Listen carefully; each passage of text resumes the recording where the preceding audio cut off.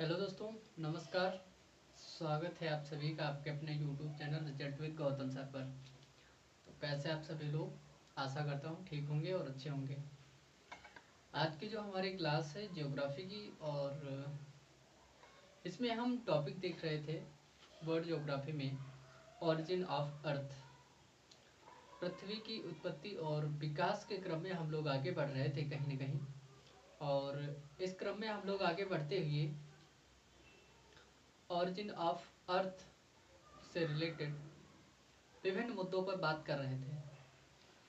तो पृथ्वी के विकास के क्रम में हमने स्थल समझा, स्थलमंडल समझा, महासागर समझा, कॉन्टिनेंट और आपका जो ओशन होता है वो भी समझ लिया था। इसी क्रम में आगे बढ़ते हुए हम लोग आज जानेंगे कि पृथ्वी पर जीवन की उत्पत्ति कैसे हुई और कब हुई, और इसी के क्रम में हम लोग आगे बढ़ते हुए चलेंगे। विभिन्न प्रकार के टाइम पीरियड के बारे में हम लोग जानेंगे पृथ्वी की उत्पत्ति से संबंधित, और किस समय में, किस कल्प में, किस महाकल्प में, किस समय क्या किस चीज़ की उत्पत्ति हो रही है, कब पर्वत बन रहा है, कब पहाड़ बन रहे हैं, कब जीवन की उत्पत्ति हो रही है। ये सब डिस्कशन आज की क्लास में हम लोग करने वाले हैं, तो बने रहिए इसी क्लास में। हम लोग सबसे पहले बात करते हैं ऑरिजिन ऑफ अर्थ की। तो हम लोग ऑरिजिन ऑफ अर्थ में बात कर रहे थे आपके किस चीज़ की, इसमें बात करेंगे जीवन की उत्पत्ति के विषय में। जीवन की उत्पत्ति के विषय में हम लोग यहाँ पर बात करेंगे आज। जीवन की उत्पत्ति, ऑरिजिन ऑफ लाइफ के बारे में हम बात करेंगे। इसमें किस महाकल्प में कब से जीवन स्टार्ट हुआ, ये भी हम लोग यहीं पर बात करेंगे। तो सबसे पहले हम बात करते हैं आज ऑरिजिन ऑफ लाइफ पर।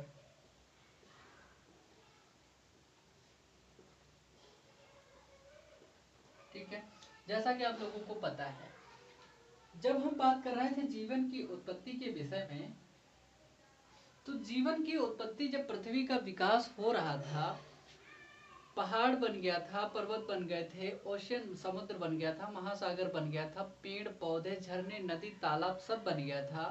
उसके बाद में जो जीवन निर्माण की प्रक्रिया है वो अंतिम पृथ्वी के निर्माण की क्रमिक प्रक्रिया है। अब समझ नहीं पा रहे होंगे आप लोग। दरअसल में पृथ्वी है आपकी, इस पृथ्वी पर लगभग सभी चीजें आ चुकी थी। यहाँ पर क्या चीजें, सभी चीजें लगभग आ चुकी थी, केवल जीवन नहीं आया था। जीवन किस रूप में आया, जीवन आया था आपका शैवाल के रूप में। जब शैवाल के रूप में जीवन आया तो वो पेड़ रूप में था, वनस्पति के रूप में था, एक शैवाल के रूप में जीवन आया। फिर आती है आपकी ऑक्सीजन, फिर ऑक्सीजन आने के बाद में ही आपका जो लाइफ है, जंतु है, जो आपका जो छोटा सा जंतु है वो बनेगा, क्योंकि कहीं न कहीं इसको जिंदा रखने के लिए ऑक्सीजन की आवश्यकता तो पड़ेगी ही पड़ेगी। तो हम सभी के लिए क्या जरूरी है, ऑक्सीजन की आवश्यकता होती है, इसीलिए पहले ऑक्सीजन बना, उसके बाद में हम लोग बने हैं। और जो पेड़ पौधे हैं, जो शैवाल है आपका, इसके लिए ऑक्सीजन की आवश्यकता नहीं होती है, इसीलिए ये ऑक्सीजन से भी पहले बन गया। जबकि ये जो ऑक्सीजन क्या करता है, ऑक्सीजन और अपने मतलब अपने अंदर से बाहर निकालता है। जैसा कि आप लोगों को पता है कि पेड़ पौधे जो ऑक्सीजन छोड़ते हैं और कार्बन डाइऑक्साइड ऑब्जर्व करते हैं, मतलब खींचते हैं। तो उसके बाद में जंतु बनता है। जंतु बनने के क्रम में कौन सा जंतु पहले बना, उसके साथ साथ में ये जो प्रक्रिया चलती रही, और आज का होमो सेपियंस सेपियंस जो मानव बन रहा है, वो वाला मानव बहुत समय के बाद में आपका ओरिजिन उसका होता है, या उसकी उत्पत्ति होती है इसी आपके अर्थ पर। तो इसी क्रम को हम लोग आज डिस्कस करने वाले हैं, इसी क्रम में हम लोग आगे बढ़ेंगे, और आप लोगों को आशा करूंगा कि साफ दिखाई दे रहा होगा। हम आपसे बात कर रहे थे कि जो पृथ्वी की उत्पत्ति के क्रम में जो जीवन की उत्पत्ति है वो अंतिम चरण है या अंतिम प्रक्रिया है। तो आपके जीवन की उत्पत्ति क्या है, जीवन की उत्पत्ति, जो जीवन की उत्पत्ति है वो पृथ्वी के विकास क्रम में, पृथ्वी के विकास क्रम में, पृथ्वी के विकास क्रम में क्या है, अंतिम चरण है या अंतिम प्रक्रिया है, क्या है, अंतिम प्रक्रिया है या अंतिम चरण या अंतिम प्रक्रिया है। तो आपको पता चल गया कि कहीं न कहीं पृथ्वी पर इसके विकास के बाद में आदमी के विकास के बाद में कोई भी ऐसा जो जीव जंतु हो वो आप लोग बताएंगे? हमारे हिसाब से तो नहीं हुआ। जो मानव जीवन है वही सबसे ज्यादा डेवलप्ड और सबसे ज्यादा विकासशील, सबसे ज्यादा विकसित मानव जीवन है या मानव रूप है। यही जंतु का ऐसा प्रारूप है, जो मानव है, जीवन है, यही वाला जो अंतिम प्रक्रिया है यही है। मतलब जीवन या जंतु का विकास यहीं से स्टार्ट हो रहा है, जीवों का विकास आपका। जब पृथ्वी है आपकी, पृथ्वी पर जीवन की उत्पत्ति हो रही है आपकी, पृथ्वी पर जीवन की जो उत्पत्ति है,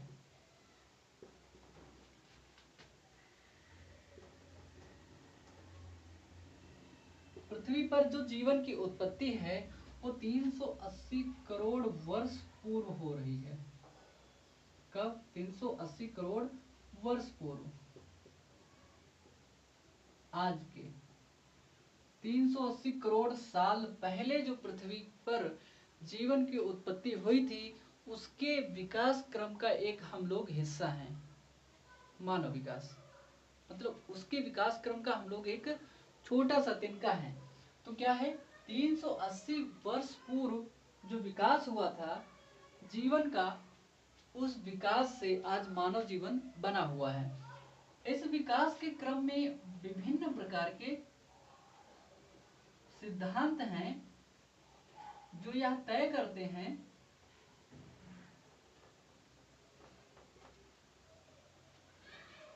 जीवन उत्पत्ति के सिद्धांत हैं। जीवन की जो उत्पत्ति हुई वो कैसे हुई यह बताते हैं ये सिद्धांत। तो मतलब विभिन्न सिद्धांत हैं जीवन की उत्पत्ति से संबंधित, वो क्या बताते हैं और कौन कौन से सिद्धांत हैं। ये कहते हैं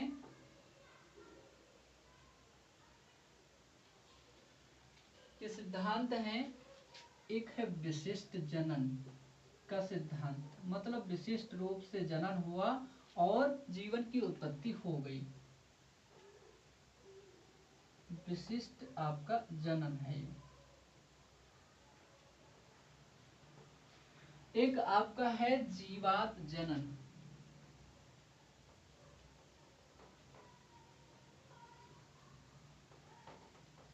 सॉरी जीवात जनन है आपका। स्वतः जनन है एक आपका, कि मतलब पृथ्वी की उत्पत्ति जो हुई है उस पर जो जीव हुआ है उसकी स्वतः उत्पत्ति हो गई है, स्वयं के द्वारा वो जनन के द्वारा वो जो है उसकी उत्पत्ति होने लगी।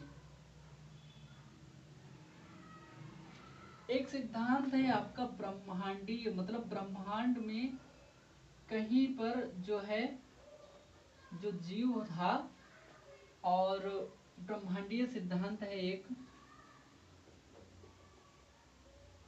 तथा एक और सिद्धांत है ब्रह्मांडीय सिद्धांत, और एक और सिद्धांत है रासायनिक सिद्धांत। मतलब रसायन के द्वारा, जैसे कोरोना की उत्पत्ति हुई थी ना, रासायनिक सिद्धांत, वैसे ही कहीं न कहीं किसी रसायन के द्वारा जो जीवन है उसकी उत्पत्ति हो जाती है। ऐसा विभिन्न प्रकार के वैज्ञानिक, ज्योग्राफर या मानव जो साइंटिस्ट हैं, ह्यूमन साइंटिस्ट हैं, वो लोग बताते हैं कि जीवन की कहीं न कहीं उत्पत्ति कैसे होती है। आपने एक सब्जेक्ट का नाम सुना होगा एंथ्रोपोलॉजी, एंथ्रोपोलॉजी, उसमें मानव विकास का अध्ययन किया जाता है। कहीं न कहीं उसमें सटीक और सही से इस चीज का वर्णन किया गया होगा। ठीक है। अब हम बात करेंगे कि जीवन की उत्पत्ति से संबंधित मैंने आपको बता दिया कि विकास क्रम का जो अंतिम चरण है, अंतिम चरण की प्रक्रिया है लगभग 380 करोड़ ईसा पूर्व, मतलब ये जो है जीवन की उत्पत्ति हुई। और इससे संबंधित विभिन्न प्रकार के आपके सिद्धांत हैं। इन सिद्धांतों में जीवन की उत्पत्ति कैसे हुई ये बताया गया है।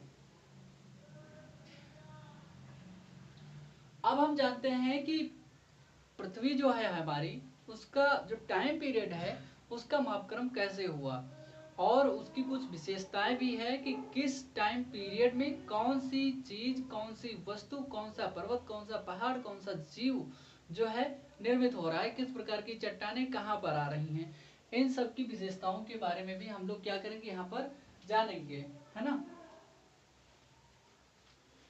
हम जानते हैं भूगर्भिक समय मापक्रम, इसको हम ऊपर वाले को मिटा दें तो ज्यादा अच्छा रहेगा, हमें स्पेस थोड़ा ठीक मिल जाएगा। हम जानेंगे अब जीवन की उत्पत्ति से संबंधित तो जान ही रहे हैं, हम जानेंगे भूगर्भिक समय मापक्रम। भूगर्भिक मतलब पृथ्वी के समय जो है, टाइम जो है, भूगर्भिक समय का मापक्रम, और उस टाइम पीरियड में कौन कौन सी विशेषताएं हैं, उसकी विशेषताओं का हम लोग अध्ययन करेंगे, उसकी विशेषताएं।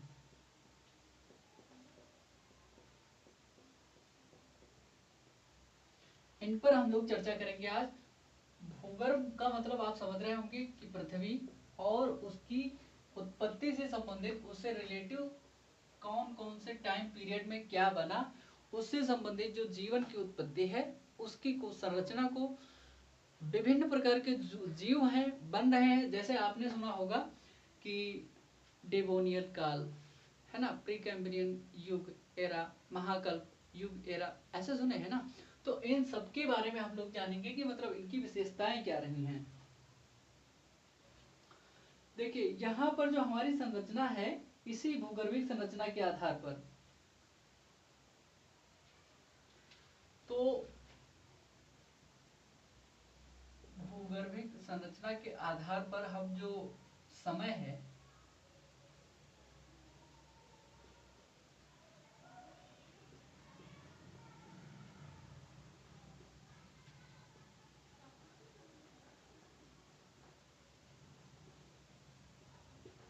जो टाइम है ना, इस समय को हम लोग विभिन्न कालखंडों में बांटते हैं।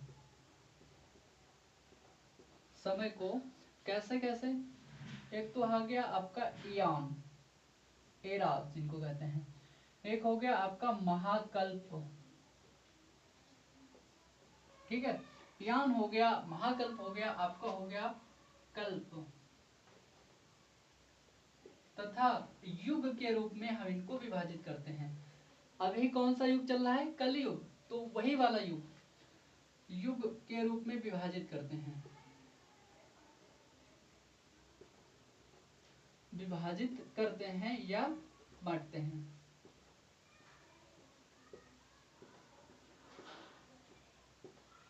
समझ गए आप लोग।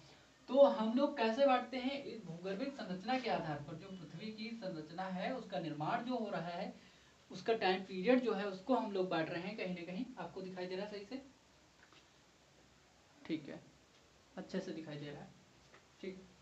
तो हम लोग इसको बांटते कैसे, हम लोग इसकी संरचना के आधार पर बांटते हैं। तो फर्स्ट नंबर जो हमारा है, तो सबसे पहले जो शुरुआत होती है वो शुरुआत होती है प्री कैम्ब्रियन युग की। तो प्री कैम्ब्रियन युग 380 ईसा पूर्व ही स्टार्ट हुआ होगा, क्योंकि जो स्टार्टिंग है, जो शुरुआत है वो यहीं से हो रही है आपकी। प्री कैम्ब्रियन मतलब आप लोग जान पाएंगे,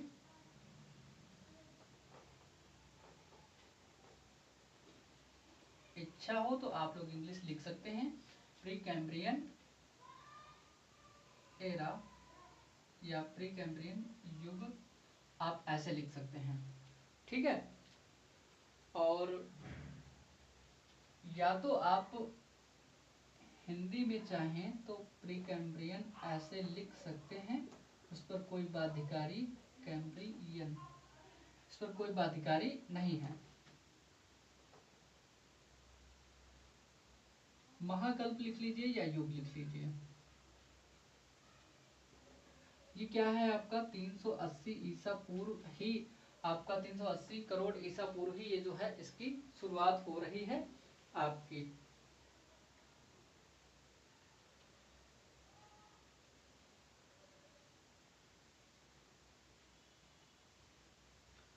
अब हम क्या जानते हैं, पृथ्वी का जो ये कल्प है, ये टाइम पीरियड है प्री कैम्ब्रियन युग, इस प्री कैम्ब्रियन युग की जो शुरुआत हो रही है आपकी, शॉर्ट फॉर्म में आप लोग लिखते हुए चलेंगे, इसकी शुरुआत हो रही है 380 करोड़ ईसा पूर्व, ठीक है, इस समय इसकी शुरुआत हो रही है। अब इसकी शुरुआत होने के बाद में ये कब तक चलता है, यह जो है आपका 57 करोड़, कब 57 करोड़ ईसा पूर्व तक चलता है। वर्तमान का जो मतलब बैक में आ जब आएंगे आप लोग, 57 करोड़ ईसा पूर्व तक चलता है, चला या चलता है, ठीक, यहां तक ये चलता है। इस टाइम पीरियड में 380 से लेकर के 57 करोड़ ईसा पूर्व तक कौन कौन से पर्वत, पठार, क्या कुछ निर्मित हुआ था, किसी जीव का निर्माण हुआ था, शैवाल बना था कि नहीं बना था, ये विशेषताएं भी हम लोगों को यहाँ पर जाननी जरूरी हैं। इस टाइम पीरियड में पर्वतों का निर्माण हुआ था। इस जो टाइम पीरियड था, जो निर्मित पर्वत हुआ करते थे उनको हम नाम अलग से नाम देते हैं। निर्मित पर्वत को क्या कहेंगे, आर्कियन पर्वत। आपने नाम सुना होगा आर्कियन क्रम की चट्टानें, सुना है, आर्कियन पर्वत, इनको नाम देते हैं। जो आपके प्री कैम्ब्रियन युग में बने हुए पर्वत हैं, इनको हम नाम दे देते हैं क्या, आर्कियन पर्वत हम लोग नाम दे देते हैं। इनमें आर्कियन पर्वत में आपने नाम सुना होगा, आपके यहाँ पर भी मतलब पाया जाता है आर्कियन पर्वत, क्योंकि जब आपने नाम सुना होगा अरावली का, और कनाडा में नाम सुना होगा कनाडियन पर्वत, सुना है ना। तो ये जो पर्वत है कनाडियन पर्वत, और अपने यहाँ पर भारत में अरावली पर्वत, ये आर्कियन पर्वत हैं, क्योंकि ये जो है आपके 380 करोड़ से लेकर के 57 करोड़ ईसा पूर्व के टाइम पीरियड के हैं, इसी कल्प के हैं, प्री कैम्ब्रियन युग के हैं। अगर आपको दिखाई नहीं दे रहा हो, शायद दिखाई तो दे रहा है, ठीक है। तो ये जो आपके हैं ये आर्कियन पर्वत हैं आपके, कौन कौन से, अरावली और कनाडियन पर्वत। इसमें आर्कियन पर्वत जो है आपका, आर्कियन पर्वत बना कैसे होगा, क्या आप बताएंगे। आर्कियन पर्वतों में खूब चट्टानों का रूपांतरण हुआ। मैंने आपको जब पृथ्वी की मतलब पिंडों, आकाशीय पिंडों की उत्पत्ति के बारे में जब मैं बता रहा था आपसे, तो बहुत तेज घर्षण हो रहा था, तब जितना घर्षण हुआ उतने ही चीजें गर्म हुई, जितनी चीजें गर्म हुई उतने ही सटते हुए चले गए, आपस में कठोर बन गए, तो उनका जो डेंसिटी हो गई और ज्यादा होती गई। तो इसमें क्या है, इस काल में अधिक ताप,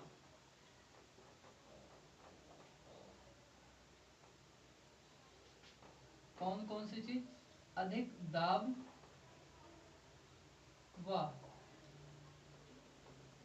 ताप, टेम्परेचर जो यहाँ पर था ना वो भी अधिक था, जो यहाँ पर दबाव जो था वो भी अधिक था, और इस तापमान अधिक होने के कारण, दबाव अधिक होने के कारण क्या हुआ,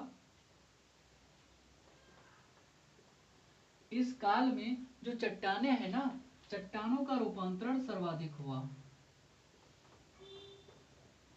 चट्टानों का जो रूपांतरण हुआ, कहीं न कहीं रूपांतरित चट्टानें खूब पाई गई, रूपांतरण हुआ खूब ज्यादा मात्रा में हुआ, ठीक है, ज्यादा मात्रा में हुआ।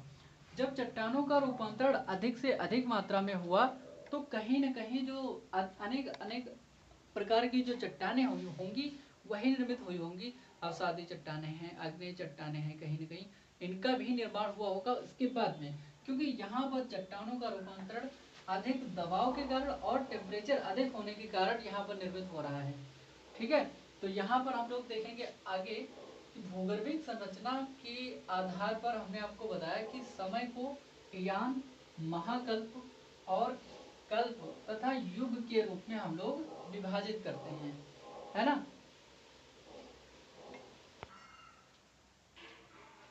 और क्या बताया मैंने, प्री कैम्ब्रियन एरा बताया आप लोगों को। प्री कैम्ब्रियन एरा या महाकल्प में क्या हुआ, शुरुआत कब होती है इसकी, 380 ईसा पूर्व में, 380 करोड़ ईसा पूर्व में, और ये 57 करोड़ ईस्वी तक, ईसा पूर्व तक चलता है। इस काल में पर्वतों को जो निर्माण हुआ, उन पर्वतों को हम लोग कहते हैं आर्कियन पर्वत। अधिक ताप और अधिक दाब के कारण खूब ज्यादा दबाव पड़ा, तो जो चट्टाने हैं आपकी उनमें भारी रूपांतरण हुआ, और इसी रूपांतरण के कारण दो चीजों का निर्माण होता है। इसी रूपांतरण के कारण, जब रूपांतरण खूब तेजी से हुआ, ज्यादा से ज्यादा रूपांतरण हुआ, तो ग्रेनाइट और नीस क्रम की जो चट्टानें बनती हैं, रूपांतरण के कारण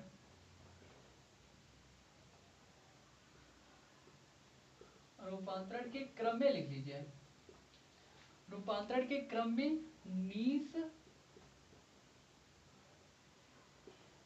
और ग्रेनाइट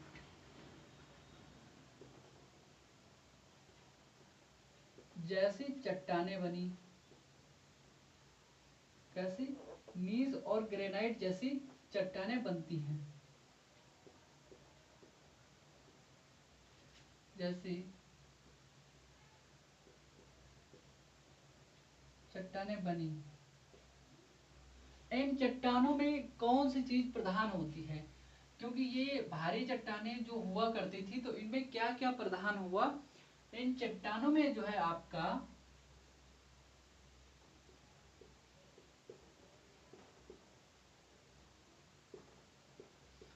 खनिज कौन कौन से मिले। अब क्वेश्चन आपका पूछा जाएगा निम्नलिखित में से रूपांतरित चट्टानों में कौन कौन से खनिज पाए जाते हैं, या आपका ऐसे पूछा जाएगा निम्नलिखित में से नीस और ग्रेनाइट जैसी चट्टानों में कौन से खनिज पाए जाते हैं। तो यहाँ पर आपका बना था लोहा और सोना, आपके जो खनिज हैं इनका निर्माण हुआ, ये पाए गए थे। इसके बाद में जो आपकी चट्टानें बनी थी कौन सी, ग्रेनाइट और नीस की चट्टानों में लोहा और सोना आपके पाए गए थे। ठीक है, क्योंकि ज्यादा दबाव के चलते इनमें दबाव बहुत ज्यादा हो रहा था, इसलिए ये जो चट्टानें थी, जो नीस प्रधान और ग्रेनाइट प्रधान चट्टानें थी, इनमें लोहा और सोना पाया जाता है। मैंने आपको बताया कि भारत में जो आर्कियन पर्वत पाया जाता है वो कौन सा है। भारत में आर्कियन पर्वत का जो हम जिक्र कर रहे थे,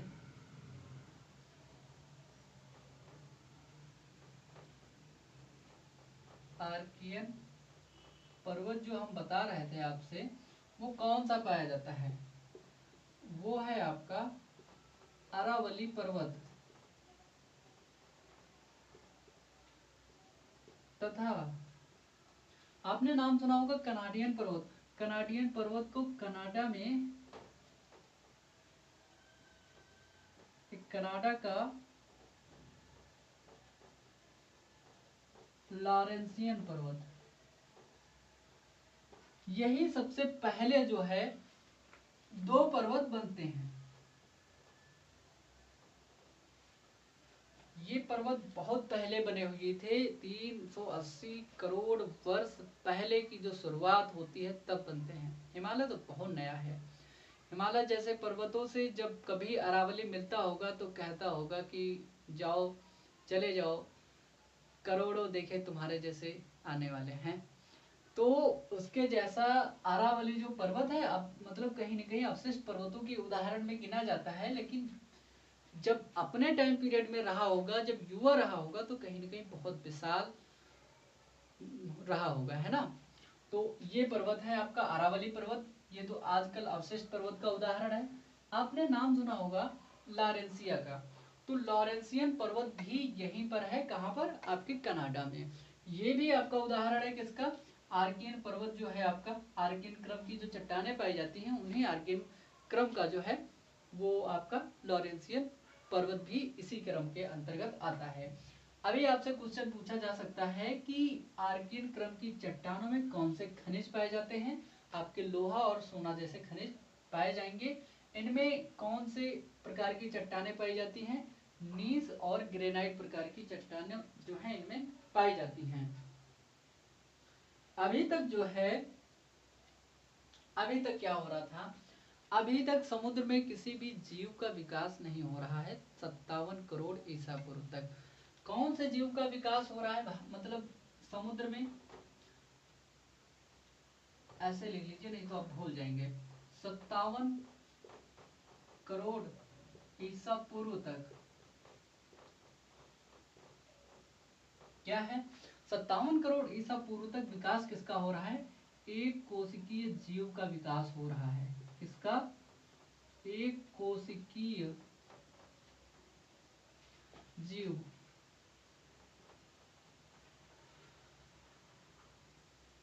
का विकास जो हो रहा है कहां पर होगा, समुद्र में होगा।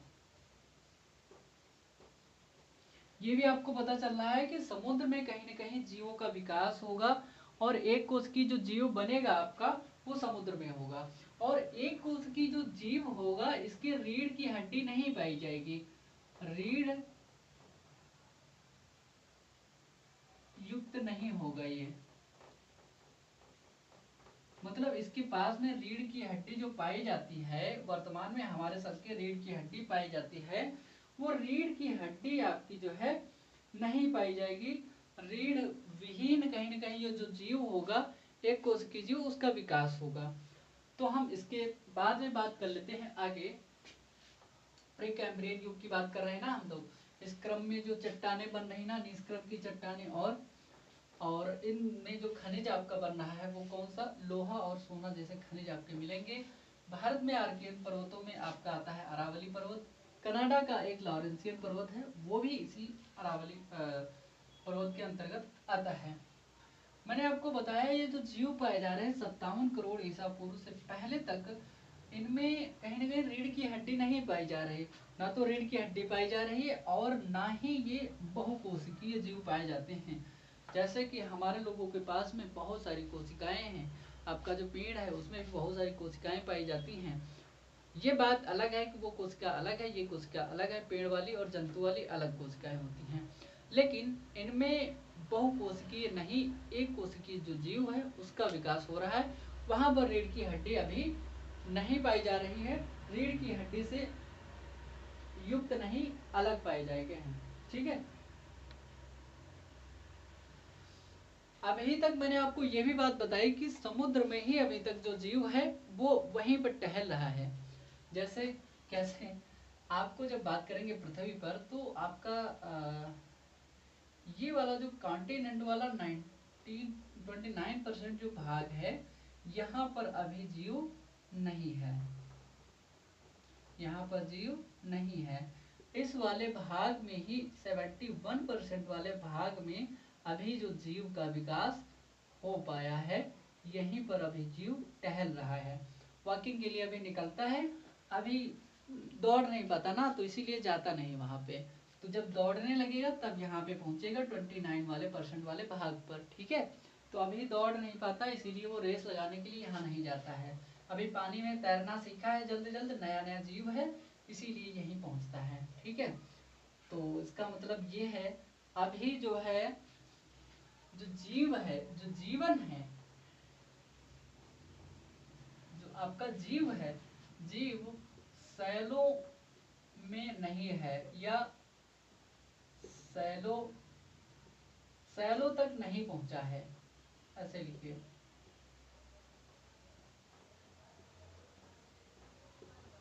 जो जीव का विकास है अभी सैलो तक नहीं पहुंचा है, क्योंकि अगर सैलो तक पहुंच जाता तो धरातल पर आ जाता, लेकिन अभी तक जो है समुद्र में ही है। कहाँ पर है?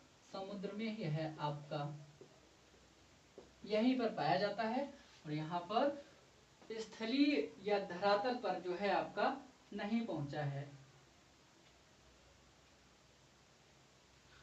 और मैं आपको बताऊं, और जब हम बात करते हैं प्री कैम्ब्रियन युग की, इस प्री कैम्ब्रियन युग में अभी तक समुद्र में जो है हरी घास का ही विकास हो पाया है। किसका? हरी घास का विकास हो पाया है। और जो है घास या पेड़ पौधों का विकास अभी तक नहीं है। केवल हरी घास यहाँ पर बनी है, क्योंकि शैवाल सबसे पहले बन गया था। उसके विकास के क्रम में आपकी जो घास है, हरी घास, वो यहाँ पर निर्मित हो जाती है। जब घास बन गई, घास के बनने के बाद में धीरे धीरे जो है पेड़ का आपके विकास हो जाएगा। और आपको जो धरातल वाला जो भाग है, वो धरातल अब भी जीव रहित है।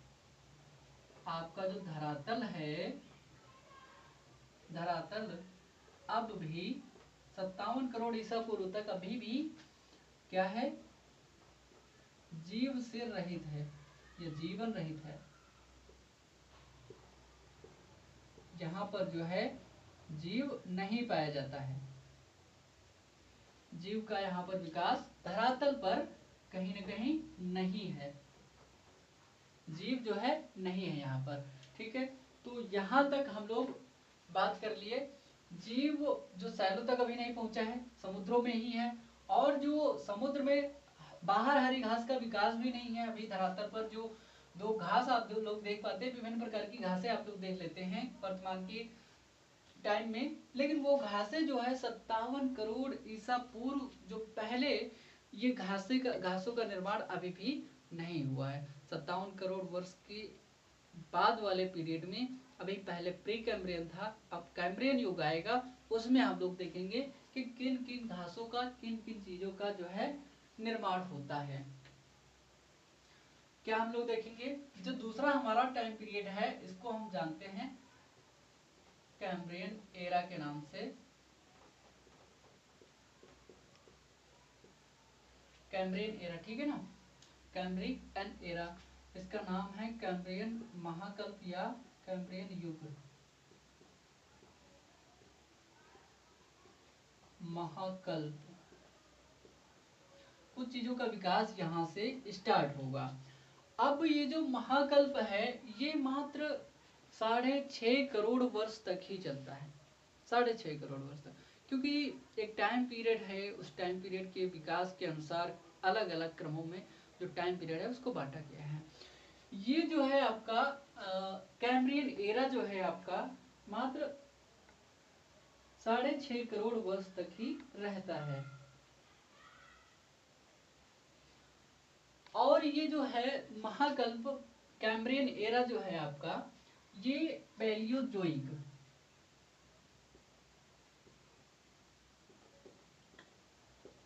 पैलियोजोइक महाकल्प या युग का प्रथम कल्प है। क्या कहेंगे? प्रथम महाकल्प या प्रथम कल्प है।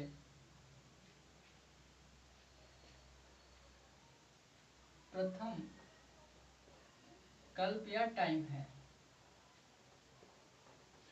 ये जो है अपने टाइम पीरियड में कब तक रहा? मात्र 6.5, मात्र 6.5 करोड़ वर्ष तक रहा। इसका जो टाइम पीरियड है वो कम ही है।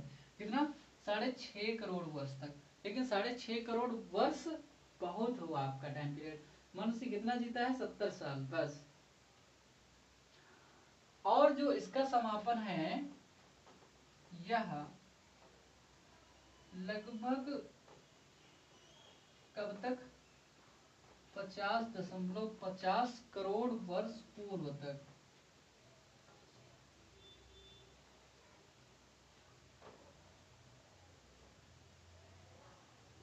वर्ष पूर्व तक ही समाप्त हो गया। क्या हो गया? समाप्त हो गया। अब तक ये 50.55 करोड़ वर्ष तक ये धीरे धीरे कहीं ना कहीं समाप्त हो गया, क्योंकि इसका जो टाइम पीरियड है बहुत लंबा नहीं है। और इस काल में जानते हो क्या होता है? इस काल में धीरे धीरे छिछले सागरों का विकास हो रहा है और पृथ्वी कहीं न कहीं महाद्वीपों का विकास हो रहा है। छिछले सागर कैसे बनेंगे? जब एक स्थान से दूसरे स्थान, जो महाद्वीप हैं आपके, कॉन्टिनेंट है, एक स्थान से दूसरे स्थान की ओर खिसकेंगे, जो प्लेटें हैं बड़ी, वो प्लेटें खिसकेंगी तो कहीं न कहीं छिछले सागरों का विकास और विस्तार होता है। इसी टाइम पीरियड में क्या होगा? इस काल में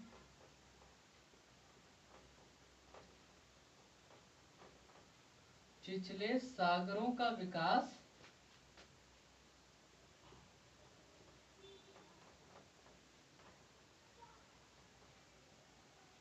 व विस्तार हुआ। ये भी आपको पता चल रहा है ना। इस काल में छिछले सागरों का विस्तार होता है, विकास होता है, क्योंकि कहीं न कहीं पृथ्वी पे जो प्लेटें हैं आपस में आगे पीछे खिसक रही हैं। इस कारण से छिछले सागरों का विकास भी यहाँ पर होता है। आपका जो यूरोप हुआ करता है, यूरोप आप समझ रहे हैं ना, इंग्लैंड और उसके आसपास के क्षेत्र वाला जो भाग है, फ्रांस इत्यादि, ये सब इसी यूरोप में आते हैं। यूरोप में जो है ज्वालामुखी का जो साक्ष्य मिलता है, क्या है? यूरोप में जो ज्वालामुखी पर्वत बन रहे थे, क्या यूरोप में जो है ज्वालामुखी पर्वत का जो है, आप लोगों को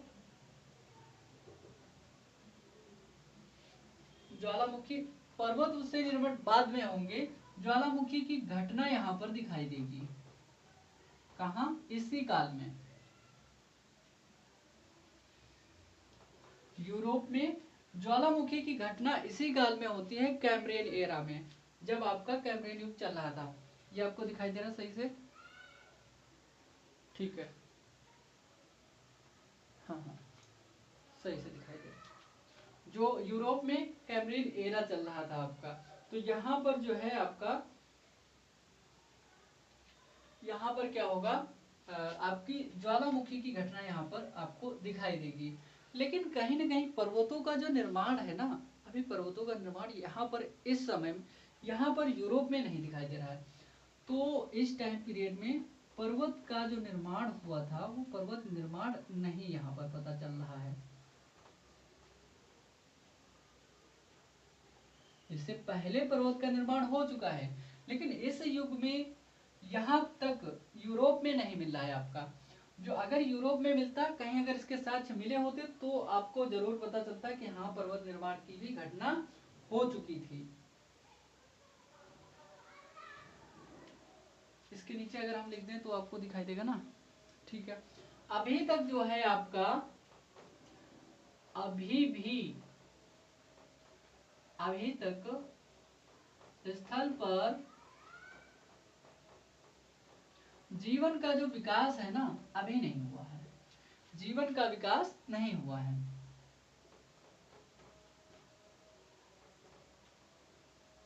विकास नहीं हुआ, इसका मतलब अभी भी वो बेचारा जीव जो है आपका, वो कहाँ पर टहल रहा है? समुद्र में ही टहल रहा है, और समुद्र में टहलते हुए यात्रा कर रहा है, और अभी तक स्थल पर नहीं पहुंचा है। और जो है आपका कैम्ब्रियन एरा के टाइम पीरियड में विभिन्न चट्टानों का विकास हुआ। आपके इंग्लैंड में, स्कॉटलैंड में, अमेरिका में, यहाँ पर जो है कैम्ब्रियन चट्टानों का विकास जो है आपको देखने को मिलता है। यूरोप में मैंने बताया कि ज्वालामुखी की घटना हुई, लेकिन यहाँ पर पर्वत निर्माण की कोई भी घटना नहीं मिलती है आपकी। ठीक है, तो कहाँ कहाँ पर आपका जो वेल्स है, एक भाग है ना इंग्लैंड का ही, वेल्स, स्कॉटलैंड,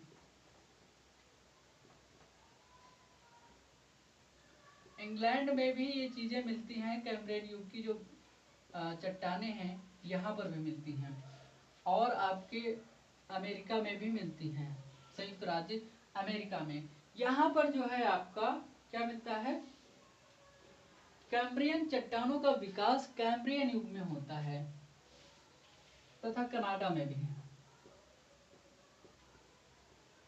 कनाडा में क्या होता है, कैम्ब्रियन चट्टानों का विकास होता है इसी काल में, कैम्ब्रियन एरा में। कैम्ब्रियन चट्टानों का विकास हुआ, समझ गए आप लोग। जो विकास हो रहा है इन चट्टानों का, इन्हीं चट्टानों के द्वारा बाद में कहीं न कहीं पर्वत निर्माणकारी जो घटनाएं होंगी वो आपको देखने को मिलेंगी। तो आज की क्लास कैसी लगी आप लोगों को, आप लोग बताएंगे। कहीं न कहीं हमने पूरे एरा जो आपका था इसमें कवर कर लिया है, और उसके बाद में आगे के टाइम पीरियड को हम लोग नेक्स्ट क्लास में देखेंगे। जैसे कि हमारे लोगों की पॉलिटी की क्लास और ज्योग्राफी की क्लास लगातार कंटिन्यू है, यूपी स्पेशल पर भी हम ध्यान दे रहे हैं, उसको भी हम जल्द से जल्द पूरा करवाने की कोशिश कर रहे हैं, हो जाएगी। परेशान मत होइएगा, दोनों क्लास करते रहिएगा, और जो भी आते हैं वीडियो आप लोग देखा कीजिए, और क्लास को पूरा करते रहिए, रिवीजन करते रहिए। तब तक के लिए आप सभी का शुक्रिया, धन्यवाद और नमस्कार।